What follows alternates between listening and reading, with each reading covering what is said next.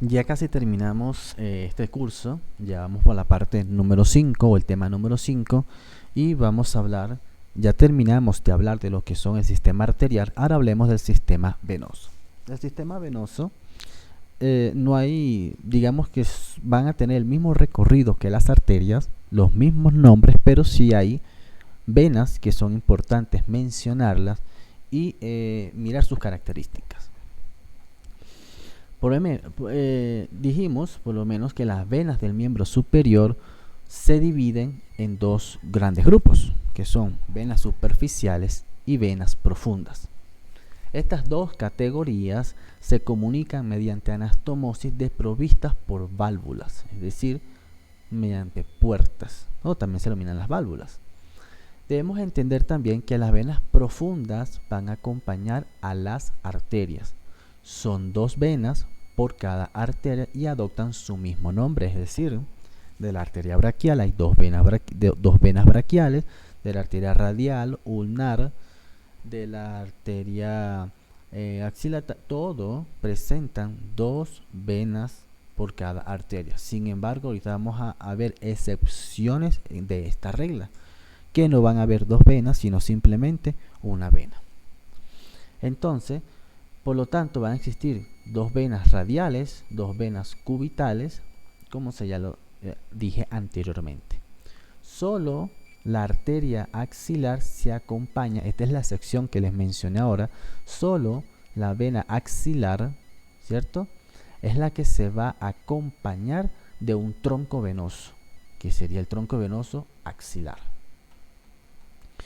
Las venas profundas están provistas de válvulas al igual que sus colaterales. Todas las venas, recuérdense que en el primer capítulo, en el primer tema que hablamos, dijimos las características que presentan las venas, las arterias y los capilares. Y que a diferencia de las arterias, las venas contribuyen o presentan válvulas para ayudar o impedir que haya, o mejorar, digámoslo de esta forma, mejorar un sistema venoso. Estas venas van a poseer siempre en su desembocadura en el tronco colector un par de válvulas que se denominan válvulas ostiales. Las dos venas que acompañan a una arteria van a estar unidas en diversos puntos mediales cortos, anastomosis transversales. Tenemos ahora que las venas profundas van a ser siempre van a ser satélites de las arterias y poseen la idéntica dirección. En ese punto nosotros hablamos de un paquete vasculonervioso, que el paquete vasculonervioso va a estar representado por arteria, vena y nervio. Ahora, el trayecto y las relaciones musculares que las arterias correspondientes, es decir, por eso es que les mencioné que en cuanto al sistema venoso va a ser un poco más rápido, ya que como hemos hablado de todo el sistema arterial, las venas van a presentar el mismo trayecto, las mismas relaciones, tanto superior, inferior, posterior, anterior, que su arteria correspondiente. Ahora, sin embargo, hay ciertas venas que evaden esta sección. En una de ellas tenemos lo que es la vena axilar, que presenta ciertas particularidades. Vemos esta, que es la vena axilar. Vemos que es un gran tronco, ¿verdad? Presenta un calibre de aproximadamente casi 1 centímetro. Va a estar formada por la unión de las dos venas satélites de la arteria braquial. Escúchenme aquí un momento. Arteria braquial, hay una sola arteria braquial, ¿cierto? La arteria braquial o humeral. Ahora, pero esta arteria braquial va a estar representada, o va a estar acompañada, mejor dicho, por dos venas satélites que la acompañan. Estas dos venas satélites que acompañan esta arteria braquial se van a anastomosar, disculpen, y en esta anastomosis juntan el tronco axilar y acompañan a todo momento a la vena, acompañan en todo momento a la arteria axilar. Ahora, si preguntan cuáles son estas dos venas satélites, tienen su nombre, la basílica, aquí está su nombre, la basílica y la braquial propiamente dicha.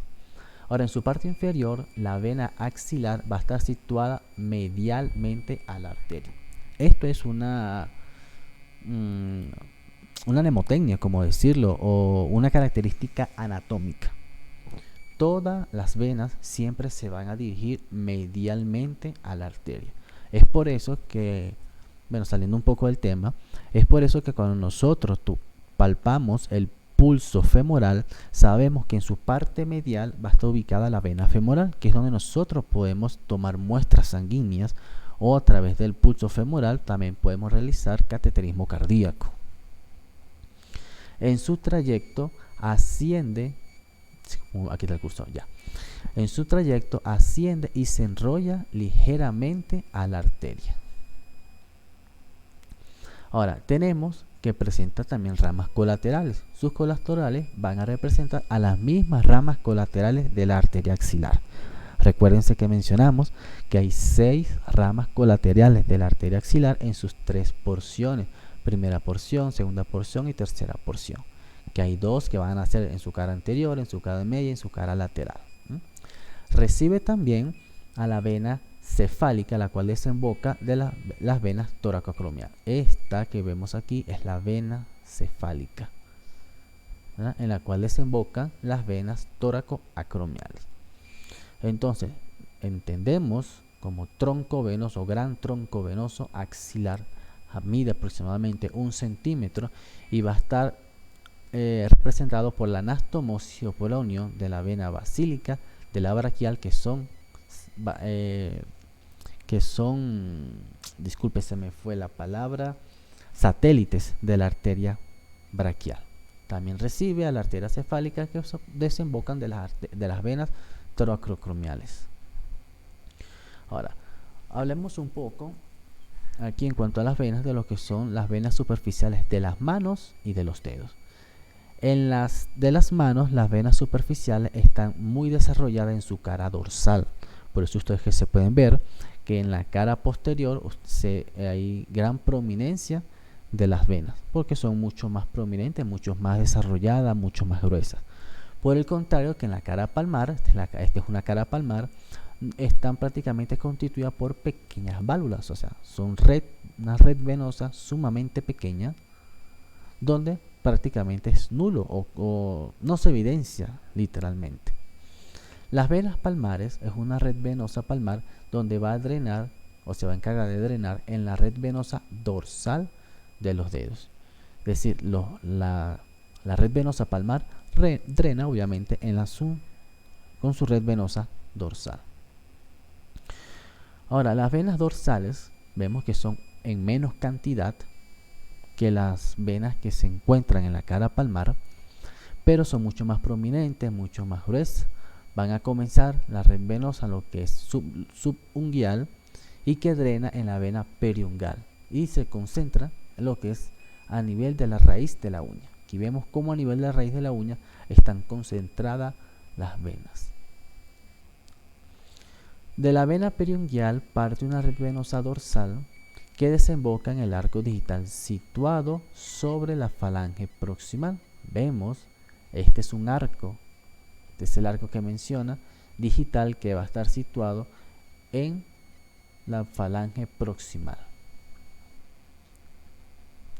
Ahora tenemos que los arcos venosos digitales se unen entre sí en los espacios que separan las cabezas de los metatarsianos, y de la unión de los dos arcos digitales vecinos nace una vena metacarpiana dorsal. Vemos este arco, ¿cierto? Este arco venoso que se encuentra acá y que mencionamos que van a dar ciertas ramas metacarpianas y que estas ramas metacarpianas se van a unir justamente en las cabezas de los metacarpianos. Vemos cómo hay unión de cada uno de ellos para formar los arcos que se aproximan o que se asemejan a la falange proximal. Las venas metacarpianas dorsales ascienden por la cara dorsal de la mano y se anastomosan formando una red venosa dorsal de la mano, como ya se ha dicho anteriormente. En los extremos de esta red va a desembocar otras venas procedente de la cara lateral del dedo pulgar. Aquí vemos, miren, la cara lateral del dedo pulgar, o también denominada vena cefálica pulgar, y también de la cara medial del dedo índice, donde también diríamos que es la vena metacarpiana dorsal del índice. que ya la mencioné. Son estas dos venas. Mira, si aquí analizamos un poco, ¿cierto? Este arco venoso que lo estamos viendo acá, estas ramas de las venas que van a dar directamente en ese arco venoso, que serían, ¿cuántas ramas? Sería una, serían dos, serían tres y serían cuatro ramas. Sin embargo, hay una rama lateral, que es la vena cefálica del pulgar, que entra directamente a la vena cefálica. Y la vena metacarpiana dorsal del meñique, que entra directamente a la vena basílica. Estas son las dos características más importantes que presentan el sistema venoso de las manos. Ahora tenemos que a nivel de la fosa del codo, ¿cierto? La red venosa de la mano va a dar origen a varios troncos principales que se convierten en los troncos colaterales de las venas del antebrazo. Son las venas cefálica, ¿verdad? Eventualmente la vena cefálica del antebrazo, la vena basílica también del antebrazo y la vena mediana del antebrazo. Ya vamos a mencionar cuáles son cada una de ellas y por qué es importante saberlas. Tenemos que la vena cefálica del antebrazo, acuérdense que la vena cefálica va a estar representada por el dedo pulgar, es decir, va a estar lateral al antebrazo. Es continuación de la vena cefálica del pulgar y de la extremidad lateral de la red venosa. Va a ascender, es decir, va a subir por la cara lateral del antebrazo y se localiza en la fosa del codo a nivel del surco bicipital lateral. En la fosa del codo, la vena cefálica va a recibir de las venas profundas generalmente, que es de la vena braquial. Aquí tenemos, ¿verdad? Normalmente lo que es la vena braquial, una rama anastomósica que casi siempre es avalvular. La palabra avalvular, todo lo que tiene A, quiere decir que no es ausencia, o sea, no presenta válvula, denominada vena comunicante del codo. Mientras que la vena basílica del antebrazo va a estar situado en la cara medial del antebrazo y viene desde la vena metacarpiana dorsal del meñique y del extremo medial de la red venosa. Tenemos que esta vena basílica va a discurrir o se va a encargar de transportarse por todo lo que es la cara medial y anterior del antebrazo y se une justamente en el epicóndilo medial con la vena mediana basílica. Aquí vemos la vena mediana basílica uniéndose con la vena basílica justamente en el epicóndilo medial. De la unión de ambas venas nace la vena basílica como tal. Ahora, la vena cefálica accesoria procede de la cara posterior, que vemos aquí, ¿verdad? Procede de la cara posterior del antebrazo. Aparte de esto, esto va a ascender, es decir, va a subir hasta el límite inferior de la fosa del codo y se une superior y medialmente al epicóndilo lateral con la vena cefálica. Aquí vemos la vena cefálica, vemos la vena basílica, vemos la vena mediana, ¿verdad? La vena mediana, la vena basílica, la mediana basílica, la vena mediana. Aquí también vemos lo que es la vena cefálica accesoria uniéndose a la vena cefálica. Ahora, la vena, este cuadrazo aquí es sumamente interesante. Ya lo voy a mencionar el por qué.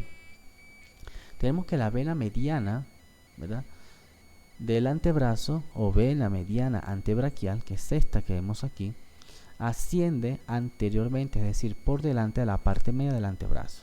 Al llegar a su tercio superior del antebrazo, se divide en dos ramas, que estas son que estoy mencionando acá. Una rama lateral, ¿verdad?, que va a estar representada por la vena cefálica propiamente dicha, y una rama medial que va a estar representada por la vena basílica propiamente dicha. Ahora, tenemos que las venas superficiales del antebrazo, las venas superficiales que encontramos acá en el antebrazo y en la fosa del codo, tenemos que serían vena cefálica del antebrazo, ¿verdad? La vena cefálica del antebrazo, aquí tenemos la vena cefálica del antebrazo, la mediana cefálica, la mediana basílica, la vena basílica y la basílica del antebrazo. Estas denominaciones van a estar representadas o se denominan como una M o la M venosa del pliegue del codo.